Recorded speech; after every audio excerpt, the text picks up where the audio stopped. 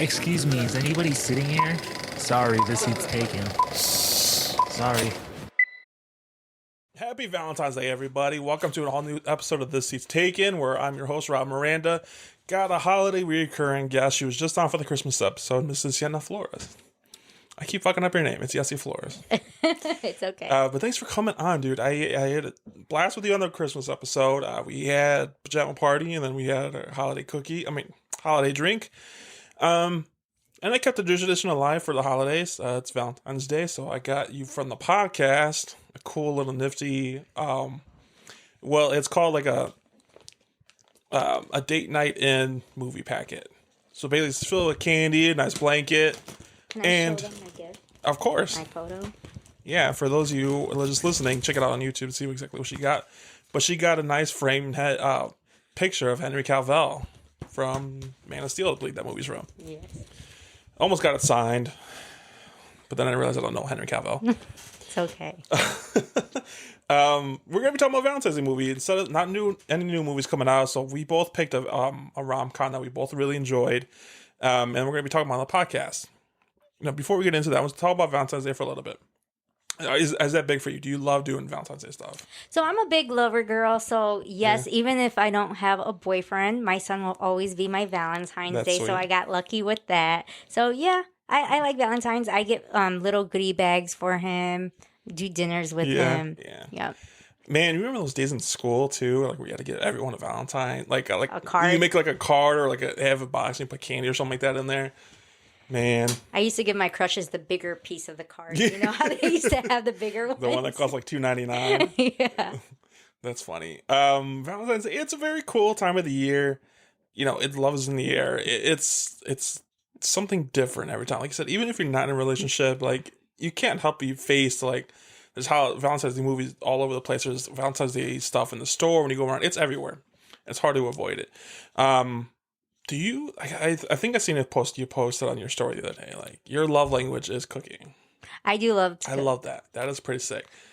I go back and forth with. I think mine is like, but I think ultimately it comes in like showering people with gifts.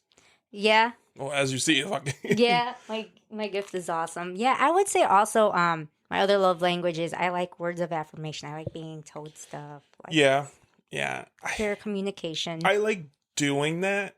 I get into like embarrassed and shy, like stop when you say it to me. I like Valentine's Day. I've only had a couple actual dates on Valentine's Day. It's just weird when it falls like on a Tuesday. I think this year it's on a Wednesday, and I believe so.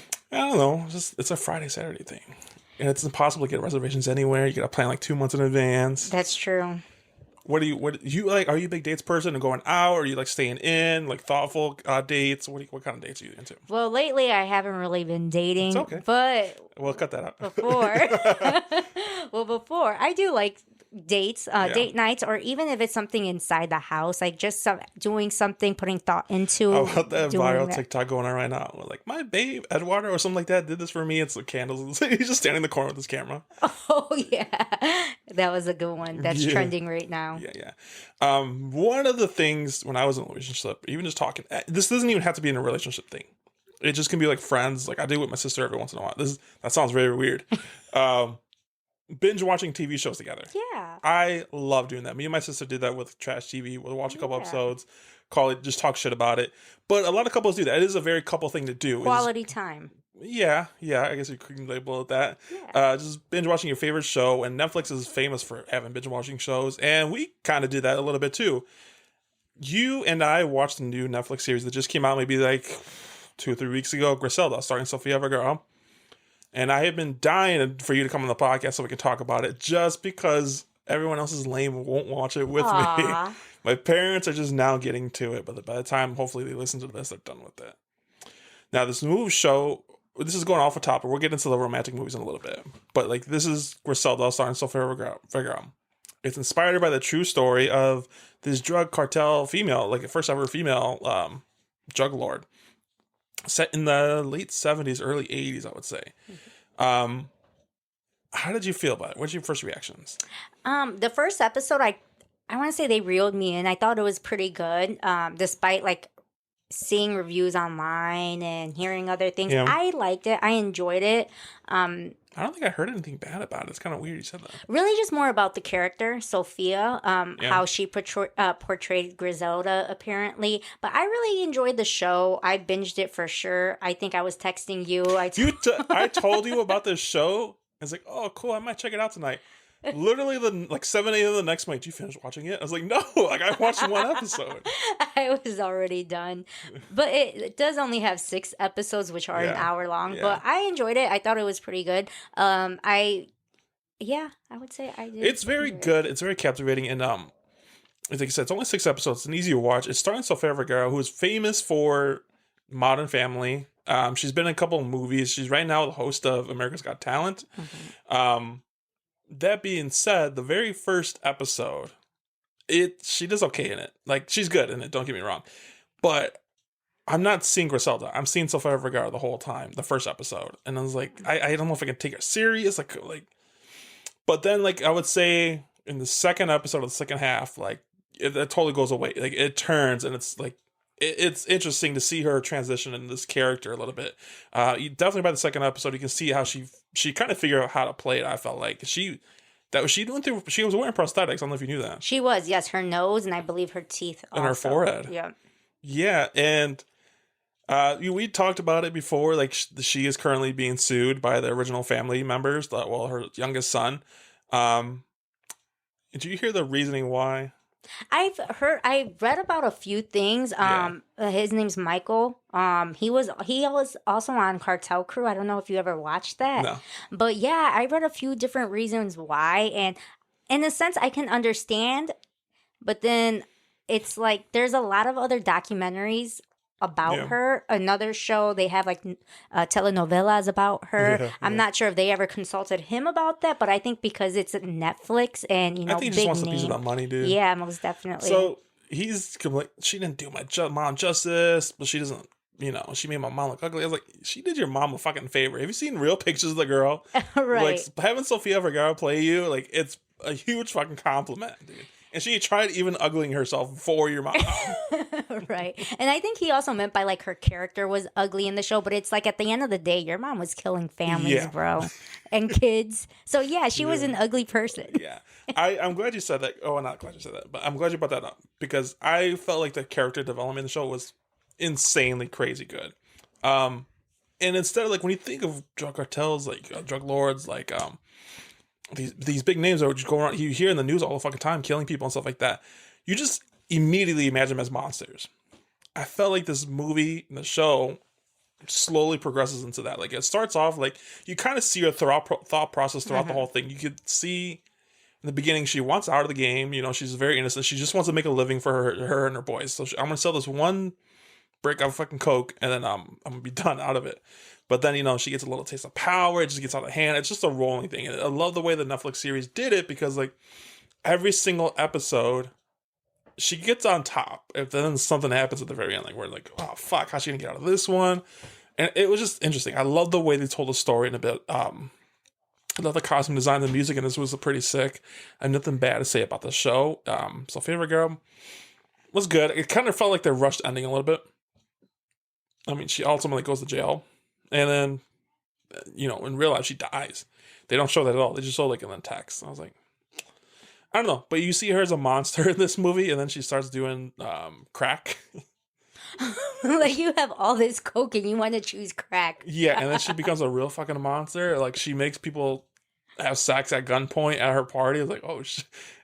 Like, can you imagine those actors? That episode, I was like... my jaw was dropped. Oh my goodness. But it was a good show. Like I said, it was very quick binge watching. You watched it all within a night. I think I watched it maybe over a weekend.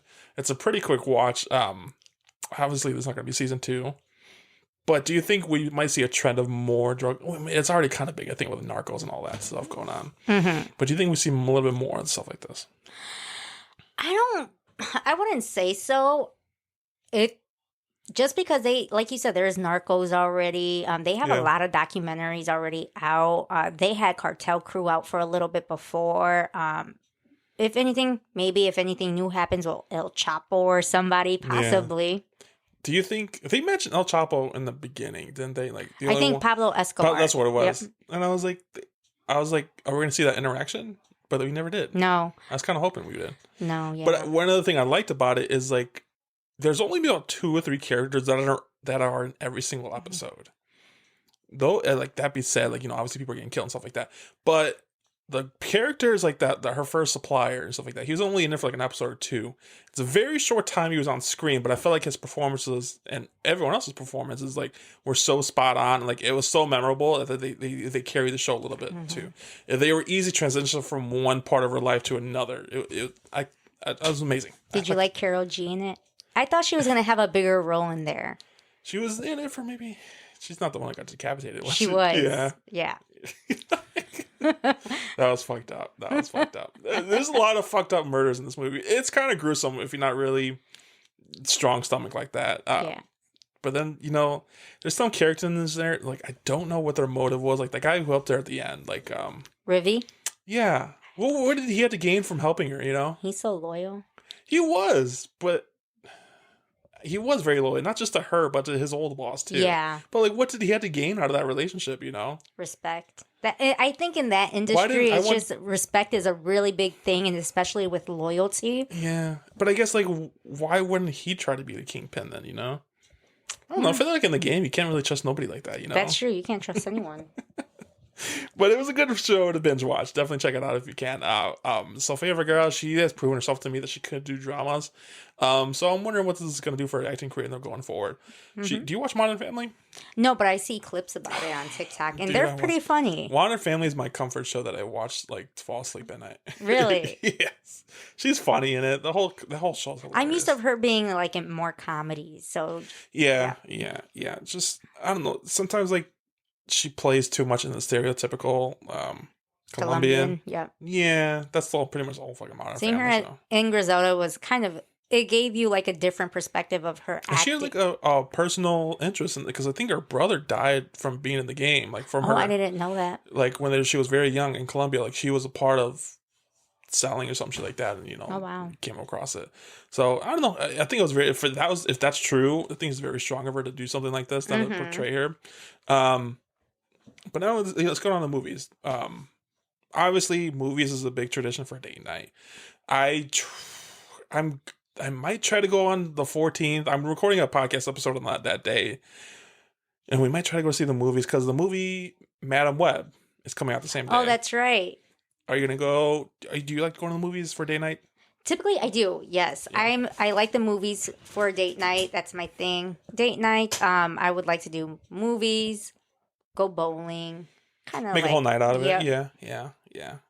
There is this cool place in not too far from Indy called the Garage, where they have all that like a one-stop shop. Really? Like this plaza, like the nice movie theater, like all nice place, or pretty cool place to eat. They have like a small bowling alley with games and stuff like that. It's awesome. A one-stop shop. It's just genius. I think it's very fun, especially like if you want to do a group thing. I'm a fan of group dates. I think those are pretty fun. It's something for everybody there. I don't know. Valentine's Day, going to the movies. I had a date once a few years ago on Valentine's Day. We were going to go see the new romantic movie. It was like, I can't remember what it was. Like something cowboy and girl. The Longest Ride or something like that. But anyways, we were going to go to see that, but it was sold out. This is the first time and only time I've ever seen a movie sold out. So we ended up going seeing like a Liam Neeson movie, like where he's like hijacking a plane or something, saving a plane from being hijacked.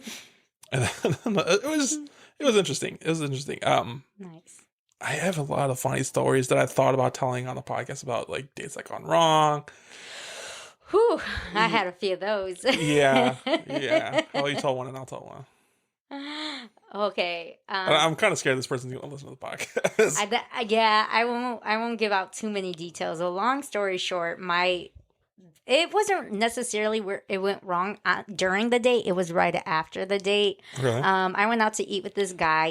We've been communicating for a little bit. Okay. We went out to eat, and it was swell. It went cool. So then I get home. He's texting me, and this was the first time we actually went on a date. Hung out. I knew him from before, when I was in school, but never actually spent time with him. And right away, he texts me, who else are you talking to? Are you talking to anyone else? Are you dating anyone else? Yeah, like just asking all these questions. And like, it's okay. Like I said, I'm really big on like words of affirmation, communication, that kind of stuff. Like, I feel like there's just a different way about going about asking those kind of questions. And he just kind of like bombarded me with that. And I just felt kind of off. And I was like, well, I am single. I said, I keep my options open, but other than that, I mean, I don't have to lie. No, you don't. Yeah. And there's nothing wrong with that. Yeah. Like I said, it's just one date. Like, I could see like a handful of dates and like, all right, you get more serious. Yeah. Yeah. But there's a quote. I'm going to butcher the fuck out of this. I've seen it on Instagram, something like that. It's like, I'm not worried about her talking to other guys. I'm trying to be so she's that I don't have to worry about it. Something like that. Yeah. I butchered it. I went on this date with this girl once. I used to work with her. I worked with her at the time, which is that's a red flag. You should not do that. I do not recommend that at all. It wasn't Old Navy, was it? No, Okay. no. I don't recommend trying to talk to people at work, and definitely not trying to talk to people in the gym. Like the gym you go to. Okay. I don't know. It's just weird. Especially if you go routinely to the gym. I don't think it's you. Anyways, so I asked this girl out. And this is a long story short. We made plans on a Monday. And then the day was going to be Thursday after we both got off work. We're going to go across the street, go to dinner. And I was going to take her home. From that Monday to that Thursday shift, you would have thought she thought we were dating for like 2 years or something like that. Like, she was constantly calling me, texting me. Like, if I got off at 5 o'clock, she's calling me at 5:01. It was just nonstop. Like, I showed a handful of people my text messages, and like, it's just scrolling. I'm not even responding to them. It's just scrolling. Like, oh shit. So the whole time I'm getting freaked out. I was like, I gotta get out of this date, but I don't want to be mean. Like, most of the time I'm gonna bite the bullet and still go. It's like, all right, like I'm gonna go, but I'm gonna tell her I can't do this. That's just fucked up. So then here comes Thursday. We're working the same shift. It was retail, so we're kind of all over the place. I don't know if she did this on purpose or just happened coincidentally, but her mom came in and she's like, "Oh, my mom wants to meet." I was like, "Oh my gosh, dude." It's like, all right, and hi and bye kind of thing. So then we're like, all right, the shift's over. We go out to eat. And the whole time, like, I'm not even listening to anything she's saying. The whole time, I'm like, how am I going to tell her? Like, it's going to be bad, blah, blah, blah. So then she does that thing, like, where, like, I know I'm always going to pay for the date. She's like, oh, how much are you? I was like, don't worry about it. Like, and then I was like, all right, just leave the tip. Like, oh, thanks so much for paying. I was like, oh, okay, I guess I'm doing the tip too. So then, all right, so we could drive her home. She lives maybe like 25 minutes in the opposite direction when I'm going home. So I drive her home because she didn't drive. That was a red flag. Anyways, I was like, I think I made up an excuse. Like, oh, I think I'm going to try to, you're cool, you're awesome. You know, trying to cheese her up. I was like, I think I'm going to try to work things out with my ex, blah, blah, blah. I was like, I don't think you should do it. But as soon as I said that, we got caught by a train. And we sat there for like a good 12 awkward. minutes. A good 12 minutes. And it just did not go well. And, oh, poor girl. You broke her heart. I got to tell you a few stories after the podcast because I have some hilarious ones. But I don't even know where we're fucking going from here. Like, we got off on the track, but we're going to talk about romantic comedy movies. I love rom-coms. It's probably my top 3 favorite genres altogether. And I had me and you pick a favorite movie. I picked the ultimate hilarious movie, Hitch, starring Will Smith and Kevin James. You picked a movie I've never seen before, and I'm kind of surprised I've never seen it, but starring Matthew McConaughey and Kate Hudson. Thank you. Yeah. How to Lose a Guy in 10 Days. I've never seen that movie, and I watched it for the first time, and I have a lot to say about it. I really enjoyed it, and it's gonna sound stupid, but like I thought it was a good watch, and we'll get into those details why. But this movie Hitch, it's hands down my favorite romantic comedy movie. I think it's my favorite Will Smith movie too. Really? Yeah, and I thought really hard about why that is. I think it's just the most relatable movie he's ever came out with the exception maybe Pursuit of the Happiness a little bit. But, that was a good one. Yeah. Yeah. You've seen Hitch before, right?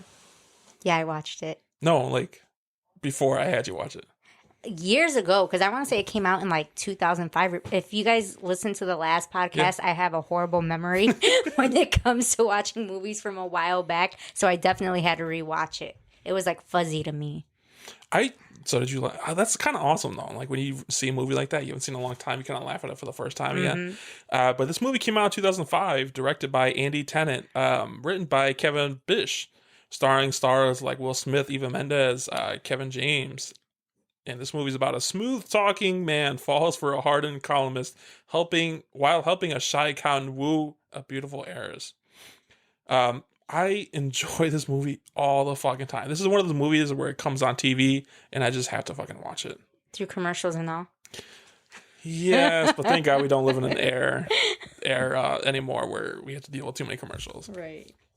Now, this movie is Will Smith playing this consultant where he basically is hired by desperate guys. I hate using the word desperate, but desperate guys who can't really find love. They have a crush on somebody. They don't know what to do, but they're clueless. So they hire Will Smith to kind of coach him through it. And he's very good at his job. He's very smooth, suave kind of guy. And then he meets Kevin James, who hires him to help him meet and girl and to just get confidence to talk to him. But it's not just any girl. This is like the Paris Hilton of the fucking world. Like she's an heiress. She's like untouchable in this world. And so it's like me hiring him to I want to date with Jennifer Lawrence. What the fuck is that? And then while it's going on, Eva Mendes, who's a journalist for a magazine, newspaper, she starts dating Will Smith, and she puts dots together. It's like, oh shit, you're the date doctor. That's what his name is. And it just unravels into this whole big mess at the end. But it's also a happy ending. This movie is so fucking funny. What are some of your favorite parts about this movie?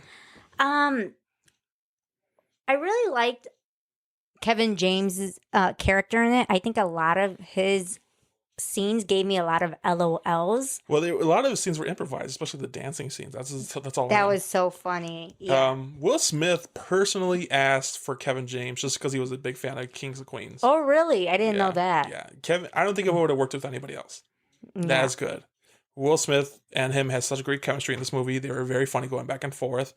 Eva Mendes just because of this movie, I had the biggest crush on Eva Mendes. Between this and Too Fast, Too Furious, she was my dream crush. Do you know who she's married to, right? No, I don't know who she's married to. Ryan Gosling. What? Yeah, I think they have a couple kids together. Oh, wow. I didn't know that. Yeah. And then it's funny because he almost picked The Notebook, too. Yeah. That would have been pretty funny if we did that. Yeah. Next time. And then who almost played the heiress? I'm gonna butcher her name. I didn't recognize her from anything. No, she's not. I didn't recognize too much either. But who almost played her?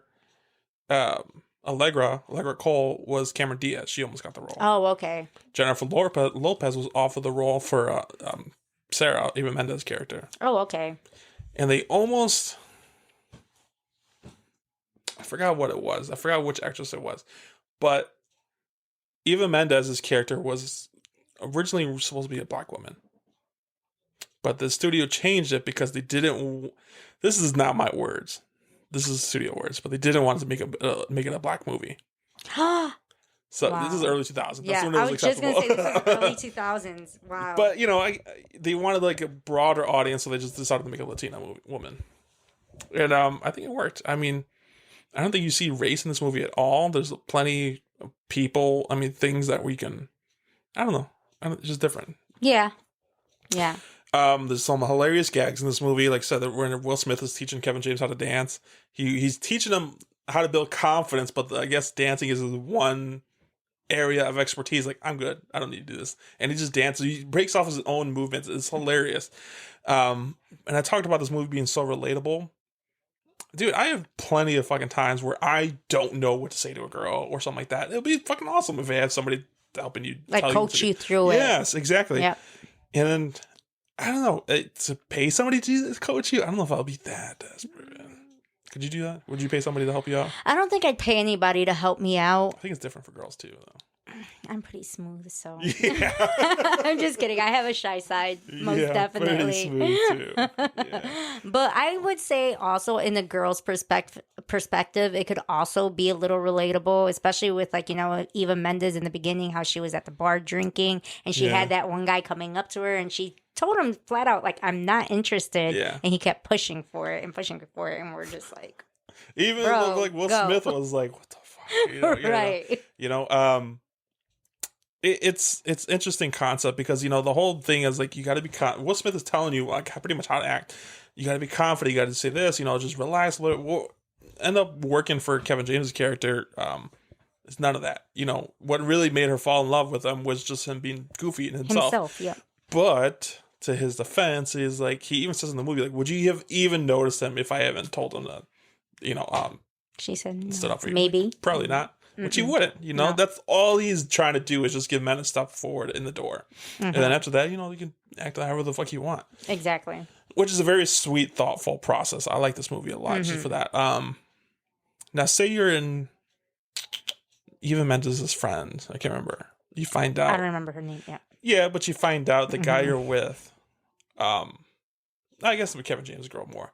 You find out the guy you're with he hired Will Smith to set you guys up. I feel like, in a sense, I'd be kind of bummed. I would be pretty bummed. And I could understand how she felt towards the end when she asked Will Smith's character. She asks him, like, the whole whistle thing. You told him about that, like, all the little things that made her fall for him.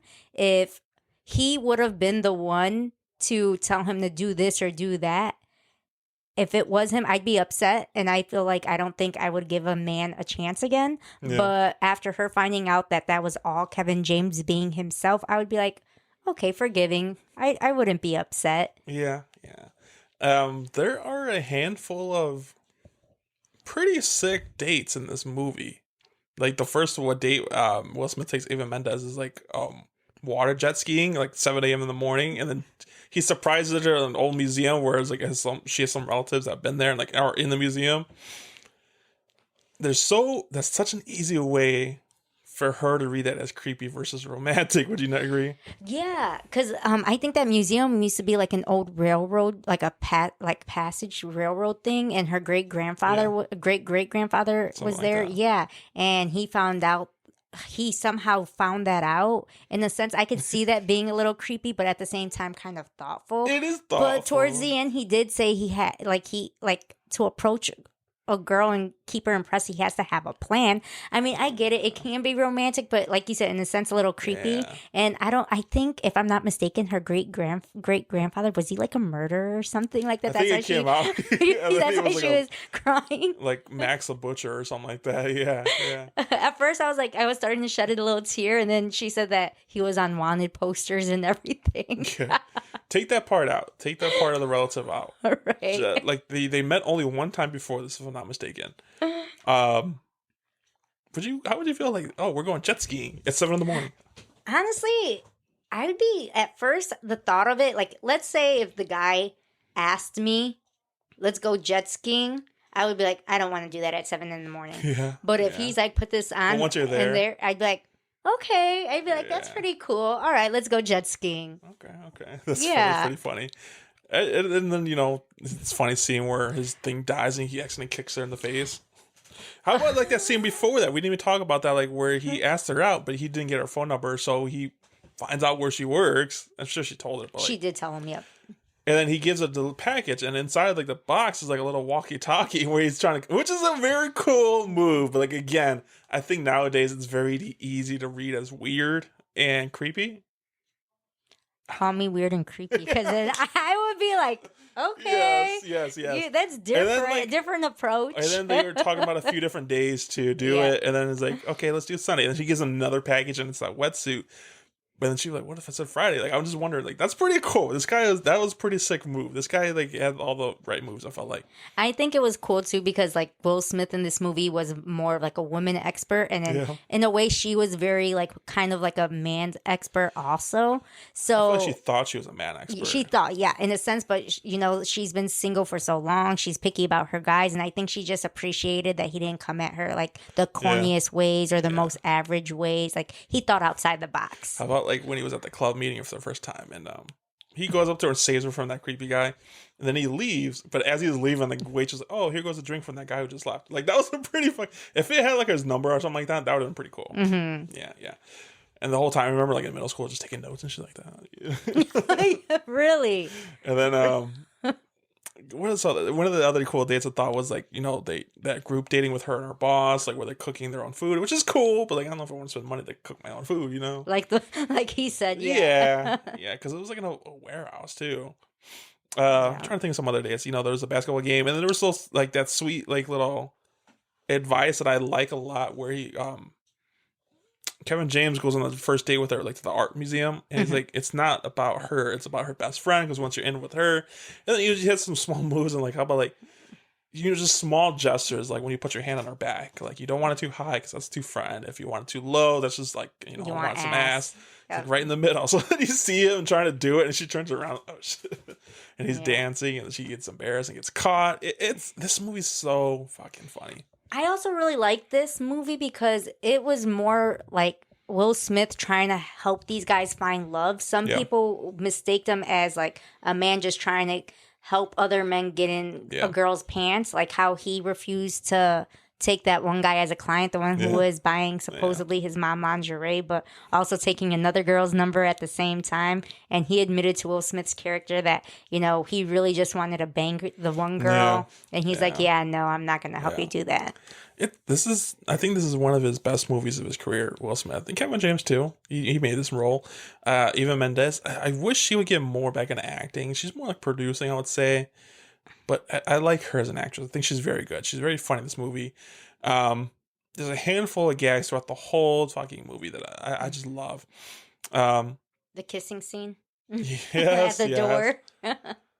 And that's so relatable. Like, you're so nervous about the first kiss. You don't know how to make the right move. And he's like, come on, I'll just be the girl. Just pretend like it's me.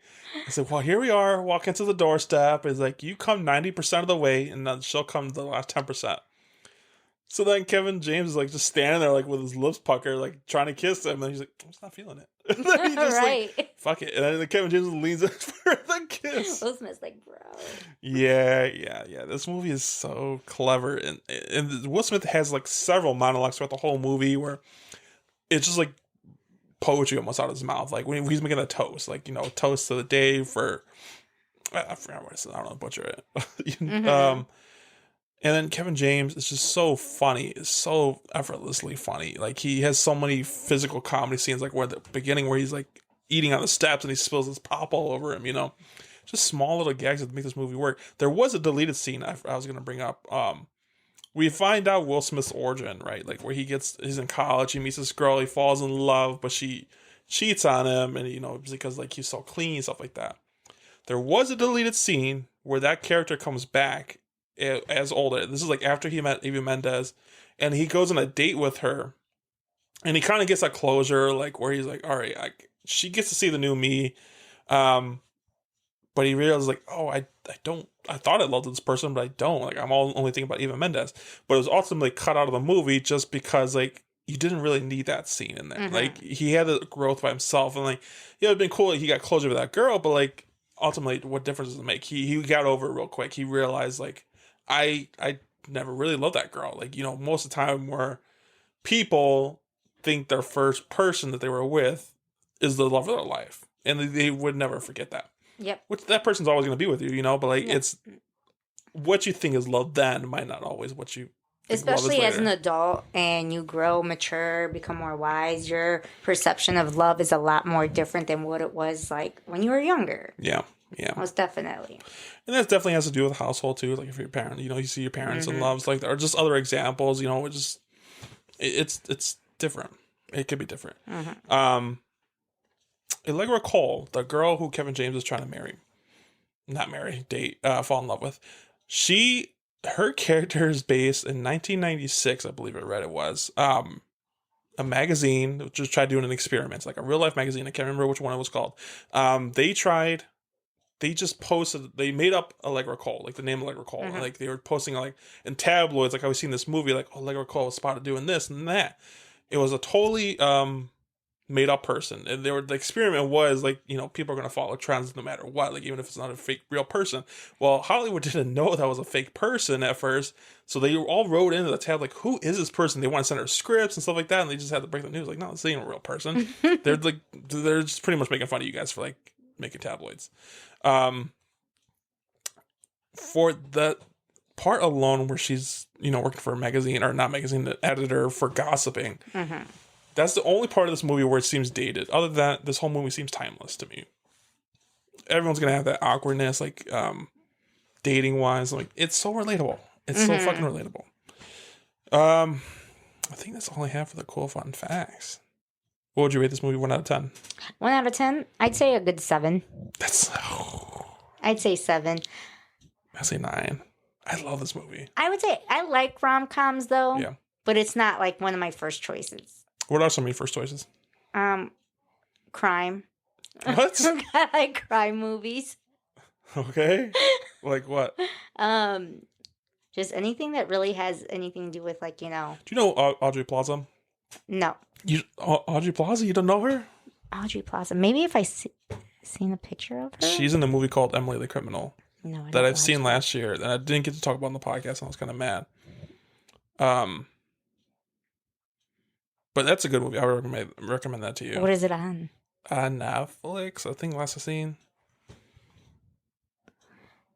What else has she been in? She's famous for Parks and Rec. Oh, I don't watch that. She's been in a handful of movies though. Yeah. Mike and Dave Needs Wedding Dates. Scott Pilgrim Saves the World. Maybe Dirty Grandpa. Yeah, she's the one who bangs the dirty grandpa. Yeah. That's what she is. I like comedies too. Yeah. Most definitely. What are some of your, we're going to talk about your movie in just a second, but what are some of your other favorite romantic comedies? Romantic comedies. Are you more like on the side where it leans more towards comedy that has some romantic in there, or more romance that just happens as a comedy in there? More romance. Really? And yeah, if I want a good cry, sometimes I'll just put on like. Did you cry during The Notebook? I did, but my favorite is The Time Traveler's Wife with Rachel also has Rachel McAdams. I seen that movie. I don't know if I've seen it all the way. I've seen parts of it. It's interesting. Do you like read romantic books? No, I don't read that. I read through halfway of the book though, of that one. Oh, that book? Yeah. And then you was like, fuck it, there's a movie. I was just like, I know how it ends. I watched the movie first. Okay, I'm done. I can say this for sure about books that turn into the movie. Like, the books are always going to be better than the more actual detailed movie. for sure. But now I'm going to go into your movie, How to Lose a Guy in 10 Days. I've never seen this movie. Like I said, this movie came out in 2003. Directed by Donald Petrie, written by Michael Alexander, who wrote the book it's based off of. Screenplay by Kristen Buckley, Brian Regan, and Burr Steers. And for those of you who don't know, this movie is about Benjamin Barry is an advertising executive and a ladies' man who, to win a big campaign, bets that he can make a woman fall in love with him in 10 days. On the other half, she's also a news journalist or a gossip journalist where she has to write a column on how to lose a guy in 10 days. Basically, she's going to make a guy disgusted with her in 10 days. This starring Matthew McConaughey, who I didn't know how I was going to feel about him in this movie. Okay. But I felt like he was perfect for this movie. I recently heard a podcast with him, and I really like his fucking voice. I do. I like him. He has a cool voice. Yeah. But then I listen to the podcast with them. He's kind of a weirdo. Like he's like all the mystical kind of fucking guy, like trying to give his wisdom. Like, I feel like he's trying to sound older and wiser every time he talks. Like he's cool, but I like him. He comes out in quite a few romantic movies because there's another romance movie I like. Magic Mike. No, Made in Manhattan. That one's with Jennifer with Lopez. Jennifer Lopez. And then there's another. About that one. Yeah, there's a Christmas one. I don't remember what it's called, but it's based off of like the play. There's a Christmas play. I don't know. With Scrooge. Oh, Christmas Carol. No, it's not that one. That's a Scrooge. And then the ghosts. What is it? He's in that movie. It's like it's. I don't know. Oh, okay. It's not called Ghost of Girlfriend's Past. Yes, Ghost of Girlfriend's Past. That's the one. I like him in that too. That's a Christmas movie, isn't it? I don't think so. I don't know. Wasn't it around Christmas time? I don't know. Maybe. I could be wrong. A funny movie. That was but this movie, he just plays like a guy, like every guy kind of guy. You know, he's a very handsome guy in this movie that he definitely uses to his part. But there's mostly I loved how there's two sides of the story, and I feel like they told us beautifully in this movie. Like you can totally see where each person is coming from. It's going back and forth a lot in this movie. This movie's about 2 hours long. It's not a horrible watch, not like for time wise. But I felt like they used it very well in this movie. It starts off with her side of the story. Andy, played by Kate Hudson, who I don't think anyone else could have played this person, and Andy, better than Kate Hudson did. She did amazing in this movie. I gotta give props to the director because it was so well put together. Andy, like I said, is a journalist for this high magazine. I guess early 2000 movies, a lot of rom-coms were fucking based off of magazine editors and stuff like that, because you got like 13 going on 30, you know, stuff like that. I guess it's a big job. And now I think we were growing up at the age where we missed the magazine area. Like I remember my older cousins, like they would have magazines like all over their walls and stuff like that. Like that really wasn't us a whole lot. I don't know about you, but I used to cut out the pictures from the magazines. Yeah, the guys that I liked, I used to put them on my notebook. Who was out there? Out there? Definitely Chad Michael Murray. He was in the Cinderella story, One Tree Hill. Was it One Tree Hill? Yeah, I want to say so. But yeah, him. I want to say Jesse McCartney. Drake Bell. No, not Drake Bell. Trying to think who else would have been big around that time. Yeah, I remember. Frankie J. Yeah, Frankie J. Daddy Yankee. Yeah. I mean, really, it wasn't me. Like like I said, my cousins that I grew up with, I remember them. Like there's this room actually, like they had fucking magazines all over the wall and stuff like that. But anyways, going back to it, Andy, she's a editor for that, but she keeps saying like, I want to talk about the new, like the world, the politics, the religion, all that. Like I did not get that vibes from her throughout the whole fucking movie. Like you do not seem like the kind of person. If you want to do it, like if you're really into that, I think you would do it. And who's to say like you can't do both jobs at the same time? Like you're coming up with fucking columns like best way to like lose 10 pounds in 10 days or something like that. You know, just stupid nonsense you're just making up on the top of your head. So, and by the way, both these editors' bosses, their bosses like were fucking fired. Like you were making these people date people. You know, like what kind of job is that? So her boss challenges like, I need a new column. I need you to write something big. And our best friend just happens to be going through a breakup. And he's like, I can make a guy. Long story short, I forgot how she gets there. I can lose a guy in 10 days. He's like, oh, that's good. Make a column out of that. So her job is to go out with her girls that night, meet a guy, write about her experience every single day, and then make him dump him within 10 days. So her plan for that is just doing everything she believes that guys would hate. And from my point of view, like she fucking definitely did it because she pissed me off this whole fucking movie. She was so clingy. I was so annoyed with her. And this movie takes place within maybe like 2 weeks. This felt like 2 years they were together or something like that. Matthew McConaughey, on the other hand, is like a sales rep, I guess you would call him, for this big company who he's trying to get into selling jewelry. Like this is expensive jewelry. His boss goes like, "What the fuck do you know about jewelry?" Like his boss and these girls. He's like, "I can make women fall in love with me." And she's like, "All right, if you can make a woman fall in love with you in 10 days, like weird specific coincidence, I will give you this jewelry account." So while he's trying to make someone fall in love with her, she's trying to make him break up with them. And of course, they find out at the end. But she does such a great job of annoying him. I'm good for him for hanging in there because I would fucking been out there like the second date. You know what I think is funny about that too? The girls that were with the boss, they had to choose the girl for him to fall in love with him. Yeah. And I think they didn't confirm it, but those girls, I believe, chose her, Andy, Kate Hudson's character, because they knew who she was and like I guess like her rep with guys or something like that. Like they kind of hinted at reason. it. Yep. Yeah. Now I just said it out loud. Yeah. I think every single character in this movie is like an HR rep's worst nightmare too. Like what kind of shit is this? So she goes to the bar, she meets him. They both quote unquote pick each other for their bets, and then they go on the first date. Like he takes her home. He's like, oh no, like I want to save myself. It's like okay. So the next day they go out. I think they had tickets to the Knicks game, like a basketball game where he's big into the basketball. And she's like, all right, I was gonna start annoying this guy. Like 2 minutes before the game ends, like, can you go get me a drink? I want a Coke, no ice. She's like, all right. So he runs to go get it. And she brings back, oh, I want Diet Coke. I was like, oh, you bitch. You bitch. And she makes him miss the game. And you can tell he was very upset about it. So then I'm trying to think of some other bad days that they went on.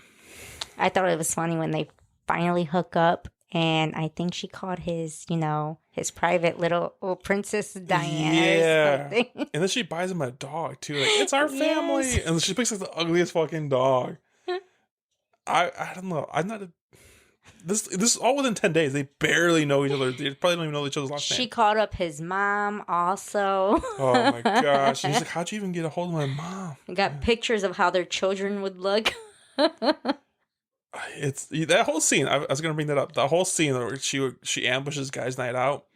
That whole scene was improvised by Kate Hudson. Like the guys didn't even know she was going to come in that scene. The only person who knew was her and the director. So it's kudos to her. Mm-hmm. And she just tries to up it all the time, like you killed our love plant and stuff like that. Showing up at his work, and he's hanging in there trying to make her fall in love with her, and it works. And then he gets almost to the point where he's fed up, and then his friends being like, "Oh, why don't you guys try a couple of counseling?" She gets her friend to do it. She recommends, like, why don't you guys try meeting his family? So she goes to Staten Island to meet his whole family. I don't know if how would your parents feel if you brought home someone you met like 2 days ago? I don't know. My parents already think I'm a loca, so they probably wouldn't be surprised. But she's a charm. She charmed them very well. Yeah. She got along with her. They were playing the game bullshit, which I did not understand the rules of that at all. They, ultimately, the closer they get, the more they fall in love with each other. But then, comes the big party at the end where it's this big jewelry event. And she gave him the idea, was it Frosty, right? Frosted? You know what I'm talking about? Yeah. It was frosted. Like the term, like everything's going to be frosted with jewelry. It's like, who the fuck says that? Like, that's not a real thing. So then I read some of there. It was like over like a $6 billion, like $2 billion budget for the fucking jewelry that was in the jewelry, worth of jewelries in this movie. Like, they all had to rent it. Honestly, like, if you put fake jewelry on there, no one would know the difference. Mm-hmm. You know what I mean? I feel like that was just a waste of money. Yeah. But anyways, at this big party, that's when their friends start like ambushing each other. Like, oh, like, did you tell her about the bet yet? And stuff like that. And she finds out. And she finds out and she gets mad at him. I was like, I don't know if you can get mad when you're doing the exact same thing. You have your own, your exact same thing. And she exposes them in front of everybody. So she gets on stage like, oh, my friend Matt, whatever his name was, Matt has a song for you guys all to sing, which is a very, very clever way to fucking get on somebody's ass. And he pulls it right back like, well, actually, it's just going to be a duet. And then she brings it back up. It would have been pretty cool to see them sing though. Mm-hmm. Song. You're So Vain is a pretty perfect song to pick. Throughout the whole movie, this movie is very dated with the technology, like the computers, the cell phones, and stuff like that. Like taking cabs, even. When the last time you took in a cab? Right. There's Uber everywhere now. Yeah, this movie is good. I'm gonna say that. Like I said, it was beautifully put together when you're getting the point of view from two different people. It was funny throughout the handful of times. Nothing to make me really laugh out loud, but I chuckled a handful of times. Is this a very good romantic movie? I don't know. Like, how would you feel like if you dated somebody and you're like, yeah, I was betting to make you feel. I was just trying to make you fall in love with me for a bet. If I fell for the person and if I really liked them, I'd be like, go to hell. Go to hell. Yeah. If I didn't care for them, I'd be like, whatever. Did you win? Did you win? That's funny. Could you do that to somebody else? Like try to lose them in 10 days? What would you do to try to lose somebody? She did a very good job in this movie covering it. Definitely the showing up to work part. Definitely show up to their work. Just embarrass them. How would you do that? It depends. What's their job? Just retail. Retail? Sure. They're a manager. Knock over all the clothes or make a mess. Gosh. Make a mess and be like, oops, I'm so sorry. I'm so sorry. Yeah. She did a very good job in this movie. to make you. I was definitely annoyed, and it wasn't even fucking me. He pulls some tricks out of her hat, like his hat, like to make her fall in love. Like, I don't know. She plays it very cool. Like they very know the opposite sex very well. She leaves her purse there on purpose so she can find the next ticket. You know, it's pretty smart how they think about the other sex and how well they know each other. But ultimately, like, I think they know each other too well, and that's why they end up falling in love. What would you give this movie 1 out of 10? 1 out of 10? It was a pretty long one, I'm not going to lie. Because of that, I'd give it a 6, 6.5. I think I agree. I give it like around 6. Yep. Yeah. I don't know if I would watch this anytime soon again. I would recommend it, though, if someone wanted a quick watch. It's a good Matthew McConaughey movie. Kate Hudson movie is a good movie, too. She had a lot of improvised scenes in this movie. I can't remember, like the boys' night out. There was also another thing. Katherine Heigl almost played her part, but she had to go do something else. Gwyneth Paltrow almost played her too. I think we're like Gwyneth Paltrow. Yeah. You know who that is? Yeah, that's Iron Man's lady. Pepper from Pepper Potts. She was also in Shallow Hal. That's a good romantic comedy. I think I watched that in high school. I think my Spanish teacher had put that on for us to watch. Was it where like It's Jack Black. It's like, Jack Black. He's very shallow and he judges girls how they look, and then he gets hypnotized to see them how they are on the inside. And Gwyneth Paltrow in real life is like this 400-pound woman, but he's the only one who sees her as this great woman. It's a good movie. Yeah, I don't know why my Spanish teacher would put that on for us to watch. I didn't really pay attention to it. Yeah, I was doing my sister's makeup because I had a class with her. I had a Spanish class with her. Yep. I think about high school all the fucking time. Like, high school is a hard time. Like I don't know. It's weird dating in high school. Now that we think about it. Well, my freshman year, I was dating this one guy. And I'm not gonna lie, he was so sweet to me, like super sweet. But I was still like at that time really shy. Yeah. And he bought me like roses. At the time, the Britney Spears perfume was like really popular. I don't know if you guys remember that. And you know, he started holding my hand, and at first I was just like, you know, but I think he was trying to reach him for a kiss, and I think that's why I broke up with him. What? Yeah, he was reaching him for a kiss. You were his 13th reason, dude. I broke up with him. I was really shy. You friend zoned him so hard. Yeah. And karma hit me because I want to say that same exact day because it was the day he gave me the perfume. I still was keeping the perfume though. And I get on the bus and I'm looking for it everywhere. I'm like, where's my perfume? Where's my perfume? You lost it. I lost it. He stole that shit back. He took it. He said, give me that shit. Yeah. This girl fucking spent $18 on this chick. Like, damn. Oops. Yeah, you know, in high school you always see those weird two that are making out in the lockers. Oh my god. My locker. There's a lesbian who had a locker right next to me, and her girlfriend would fucking make out in front of our lockers every day. I was like, oh jeez, and it was like kind of a little butch lesbian. So you didn't enjoy it, huh? Yeah. Dang. Yeah, That's unfortunate. I don't know. I see it a handful. It's today. Like, it's just, you know, high school is a different time to think about. Do you think? Well, I think people say it's harder dating when you get older. I think it's kind of the opposite. You think so? I'm more open than I was younger. Okay. I'm way more interactive. I'm more likely to go up to somebody and talk to them versus like 6 years ago. Okay. I think it is harder. Like I think because at our age, like,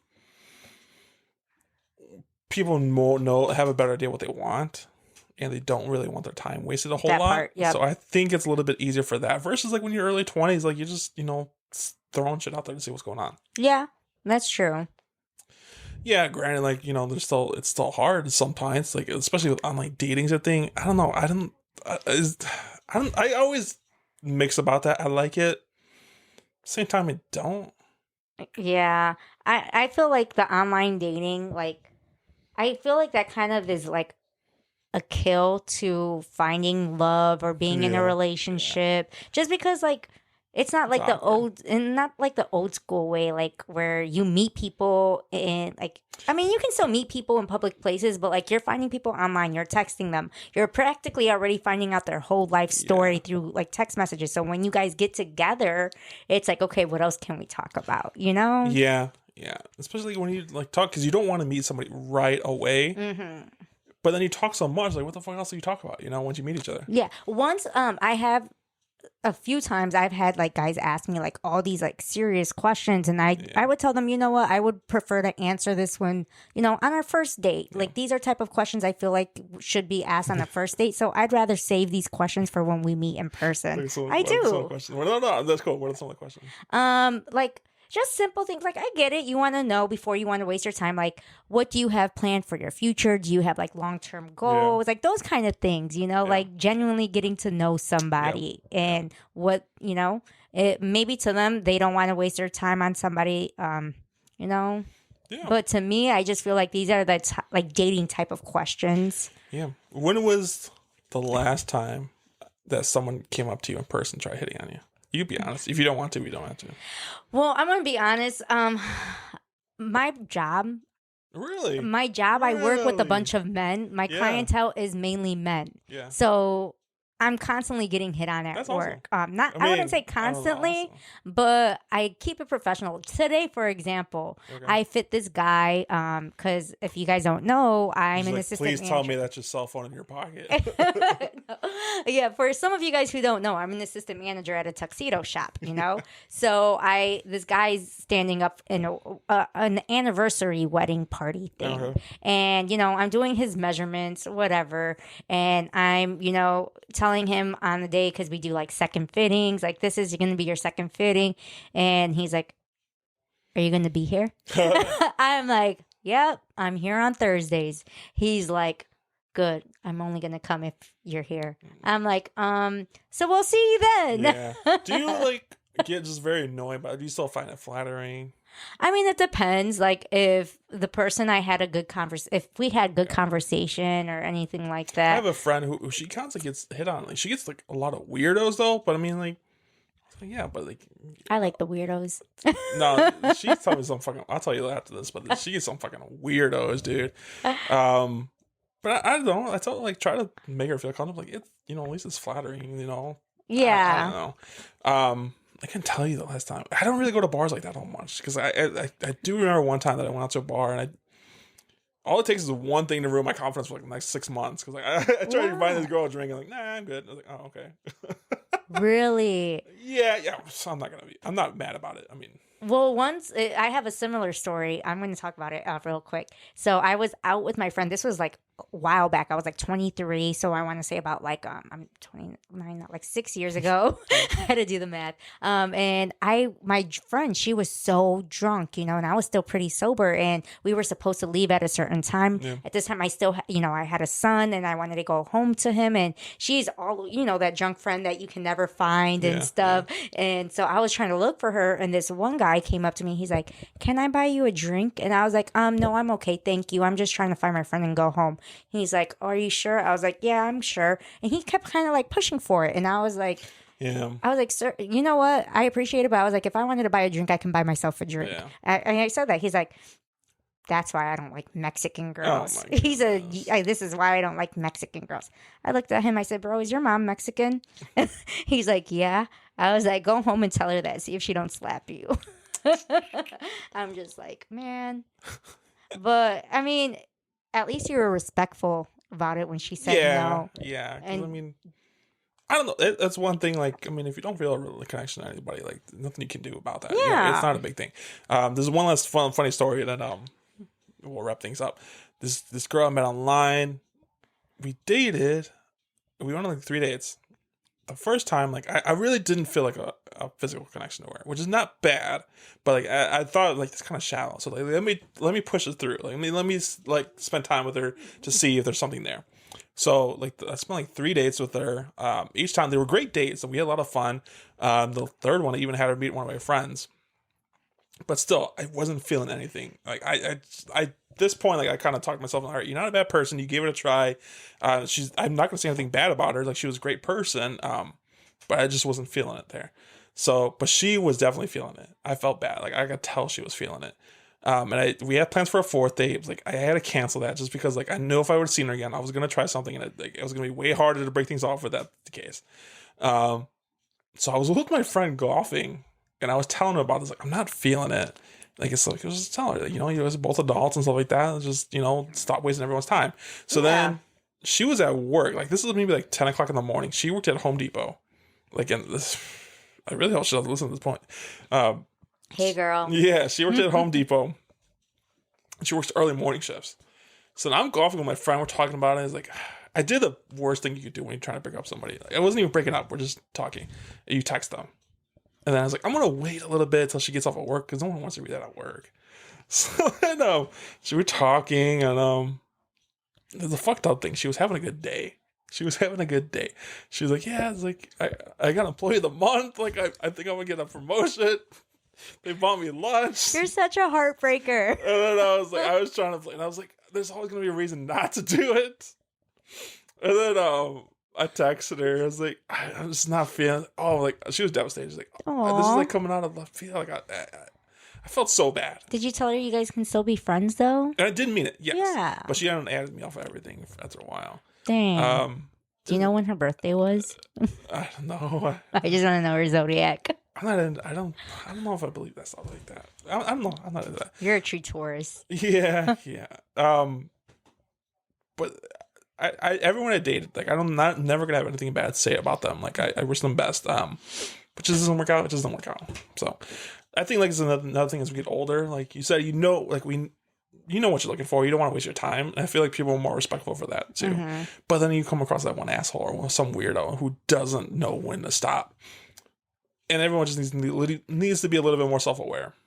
Just move on. Just be happy. That's all you gotta do. Just worry about yourself. Notice the red flags for sure too. Yes, this could be a whole nother episode. We can talk about dating and red flags. I've done that before, and it is very funny, and it's a good topic. Maybe we'll do that in a future episode. Yeah. But for now, instead of talking about these crashing, burning relationships, it's Valentine's Day. Everyone should go out and spend the Valentine's Day with your loved one, even if you don't have nobody. Like you said, you have your son, which is a great person to spend a holiday with. You can celebrate with getting sweets and stuff like that, just chilling at the movies, which is a big deal. Hopefully everyone has a great time, has a safe time out there. And if you're single, like, just don't be afraid to shoot that shot, dude. Take yourself out on a nice dinner. Exactly. Yeah. Exactly. Treat yourself. Self-love is the best love. Exactly. Well, thank you, Yesi, for coming on again. This is such a blast. Great movie picks. Hitch was also my favorite. I might go watch it again this weekend. And How to Lose a Guy in 10 Days. It was a very interesting watch. It was a very good Matthew McConaughey watch. I'm glad I watched it. It was very interesting. I would say good look into like time travel kind of thing, you know, like going back in time to see movies like this. There are a lot of more romantic comedies coming out soon. I can't think of anything off the top of my head. But as I ask every guest at the end of the episode, what movie, or is there a movie you have your eye on that you're looking forward to? For those of you who don't know, we are recording this on February 5th. And Deadpool trailer, you know, Super Bowl is coming up this Sunday, and Deadpool's trailer is going to be coming on Super Bowl. Excited about that? Oh, I didn't know that. Yeah, I'm really that's pretty looking cool. forward to that. We were talking about shows earlier. You told me you were watching the Percy Jackson show, right? Yeah, I didn't finish the last 2 episodes though. I haven't started that at all. I just listened to a podcast with a kid playing them, and he plays a younger version of Ryan Reynolds. You know that in like Project Adam on Netflix? He's great in that movie. No, I didn't know that. So just because of that movie, I would watch Percy Jackson. Is it worth it? I really wasn't a fan of the books. I didn't read the books. I knew that there were books, but I like Greek mythology. I like reading up on it and knowing a little bit about it. So most definitely I like that. I actually didn't want to watch it. My coworker, he actually forced me to watch it on a day where we were slow. When we're slow, we watch movies and shows. That's awesome. And I was like, Forrest, I don't want to watch this.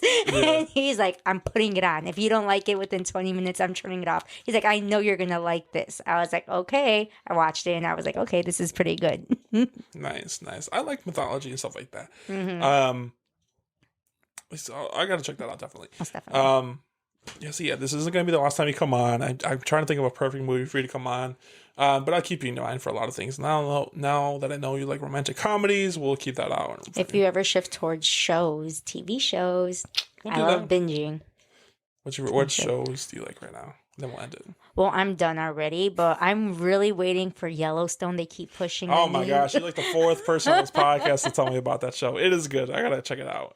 Most definitely. Again, thank you for coming on. Of Thank you course. for everyone listening. I hope you guys have a great Valentine's Day. Next episode is going to be a little bit of a trivia game, so I'm looking forward to play that with a guy who definitely knows his trivia. So please subscribe, YouTube channel, TikTok, follow Yesenia, go to her if you want any tux fitting, and don't hit on her.